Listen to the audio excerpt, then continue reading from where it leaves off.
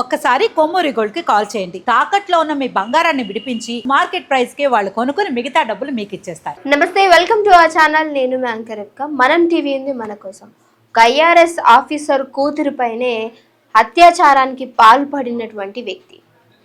So చాలా కాలంగా అదే ఇంట్లో పనిచేస్తున్నటువంటి అంటే ఐఆర్ఎస్ ఆఫీసర్ ఇంట్లో పనిచేస్తున్నటువంటి ఓ పనివాడు తన కూతురి పైన కన్నేసి ఎవరు లేని సమయంలో ఆవిని అత్యాచారానికి గురి చేసి మరీ హత్య చేసినటువంటి ఆ వ్యక్తి చాలా కాలంగా పనిచేస్తున్నాడు కాబట్టి చాలా నమ్మకంగా ఉన్నటువంటి ఆ వ్యక్తి రాహుల్ని ఎంతో నమ్మారు ఆ ఆఫీసర్ వాళ్ళ యొక్క ఫ్యామిలీ మొత్తం కూడా. బట్ కట్ చేస్తే ఈయన గత కొంతకాలంగా ఆ ఇంట్లో పని చేయట్లేదు అన్నట్టు తెలుస్తుంది. ఈయన మహారాష్ట్రలో ఉంటున్నటువంటి తన స్వగృహానికి తను వెళ్ళి అక్కడి నుంచి వచ్చి ఈ యొక్క హత్యకి పాల్పడినట్టు తెలుస్తుంది. ఇంకొక విషయం ఏంటంటే ఈయన ఈ హత్య చేయక ముందు రాహుల్ అనే వ్యక్తి ఎవరైతే ఉన్నాడో ఆ పనివాడు, సో ఈ మహారాష్ట్రలో ఉన్నటువంటి రాహుల్ యొక్క బెస్ట్ ఫ్రెండ్ తన భార్య తోటి కూడా తను ఏకాంతంగా ఉన్నటువంటి గ్రహించి అక్కడ ఆవిడతో కూడా ఈ అత్యాచారానికి పాల్పడినట్టు తెలుస్తుంది. దానికి ముందు రోజు ఆ గ్రామంలో ఉన్నటువంటి ఇంకో అమ్మాయి పైన కూడా ఇలాంటి అఘాయిత్యానికి పాల్పడినట్టు కూడా ఈయనని ఈ విషయంలో కనిపిస్తుంది. అదంతా చేసుకొని అక్కడి నుంచి మనకు ఆల్మోస్ట్ మహారాష్ట్ర నుంచి ఢిల్లీకి 450 కిలోమీటర్స్ వస్తుంది. ఆల్మోస్ట్ 7 to 8 hours జర్నీ చూపిస్తుంది. సో అక్కడి నుంచి ఈయన ఆ అగాత్యాలన్నీ చేసిన తర్వాత మరి ఎవరైనా పట్టుకుంటారనుకున్నాడా? లేదు అని అంటే ఈ అమ్మాయి పైన ఏదైతే ఐఆర్ఎస్ ఆఫీసర్ కూతురు పైన ఉన్నటువంటి ఆ వ్యామోహం ఏదైతే ఇంకా ఎక్కువగా రావటము, సో ఇవన్నీ చేసి వచ్చాడు. అంటే ఇద్దరు అమ్మాయిలను ఆల్రెడీ ఈ అఘాయిత్యాలకి పాల్పడ్డాడు కాబట్టి ఆ అమ్మాయి పైన ఉన్నటువంటి ఏవైతే ఈ పిచ్చి కోరికలు ఉంటాయో అవి ఇంకా ఎక్కువ దారుణంగా అయిపోయో తెలియదు. కానీ 7 to 8 hours జర్నీ చేసి మరి ఎవరు ఇంట్లో లేరు అని తెలుసుకున్న తర్వాత ఈ అఘాయిత్యానికైతే పాల్పడినట్టు తెలుస్తుంది. ఇంట్లో పని చేస్తూ మరి ఎందుకు వెళ్ళిపోయాడనంటే ఇప్పుడు ఏదైతే ఈ సమాచారం అందుకున్న తర్వాత పోలీస్ ఇన్వెస్టిగేషన్లో వాళ్ళ పేరెంట్స్ అక్కడ చుట్టూ ఉన్నట్టు ఇంకొంతమంది పనోళ్ళు చెప్పినటువంటి విషయం ఏంటంటే ఆ అమ్మాయి స్నానం చేస్తున్నప్పుడు ఈయన దొంగచాటుగా చూడటము, ఎక్కడికి వెళ్తున్నా సరే అక్కడికి వెళ్ళడము, సో ఏదన్నా ప్లేస్లో కూర్చున్నప్పుడు కావాలని అంటే ఇండైరెక్ట్ గానో డైరెక్ట్ గానో ఆ అమ్మాయిని తన చూపులతోటి ఇబ్బందికరంగా చేయడము, ఇవన్నీ చేశాడు కాబట్టే అక్కడి నుంచి ఆ రాహుల్ని వెళ్ళగొట్టేసినట్టు తెలుస్తుంది. మరి ఇంట్లో ఎవరూ లేరు అన్న విషయము ఈ రాహుల్కి ఎలా తెలిసింది? నిజంగానే ఎవరు లేని సమయంలో వచ్చి ఆ అమ్మాయిని బలాత్కారానికి పాల్పడి అఘాయిత్యం చేసి హత్య చేయాల్సినటువంటి పరిస్థితి ఎందుకు వచ్చింది? తండ్రి వెళ్ళగొట్టేసినందుకు కోపమా?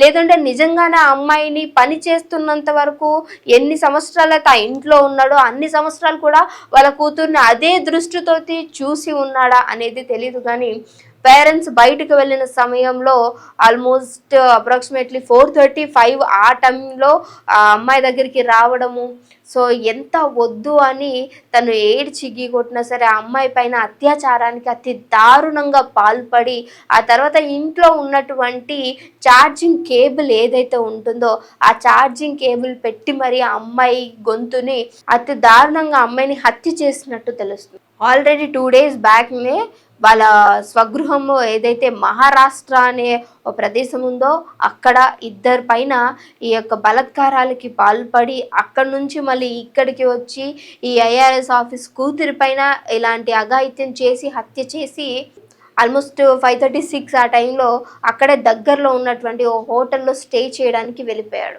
ఇంటికి వచ్చిన తల్లిదండ్రులకి కూతురు అలా జీవచ్ఛవంగా పడి ఉండటం తట్టుకోలేక సీసీ కెమెరా ఓపెన్ చేసి చూస్తే వీడింట్లోకి రావడం బయటకు వెళ్ళడం విజువల్స్ కనిపించాయి. వెంటనే పోలీసులకి కంప్లైంట్ చేసి అసలు ఏం జరిగింది అని చెప్పేసి ఇన్వెస్టిగేషన్ చేస్తే వీడు చేసినటువంటి ఆ ఘాతకం బయటపడింది. పోలీసులు నిజంగా హ్యాట్స్ ఆఫ్ అని చెప్పొచ్చు. ఎందుకనంటే జరిగినటువంటి కొద్ది నిమిషాల్లోనే ఆ అంతకుడిని పట్టుకున్నారు. కానీ ఇంకా శిక్ష ఎప్పుడు పడుతుంది, అసలు ఎలాంటి పరిణామాలు ఎదుర్కొంటారు అనేది తెలియదు. కానీ ఆ తల్లిదండ్రులకు మాత్రం లైఫ్ లాంగ్ కూడా అంటే కోలుకోలేని ఒక సిచ్యువేషన్ని క్రియేట్ చేసి వెళ్ళిపోయాడు.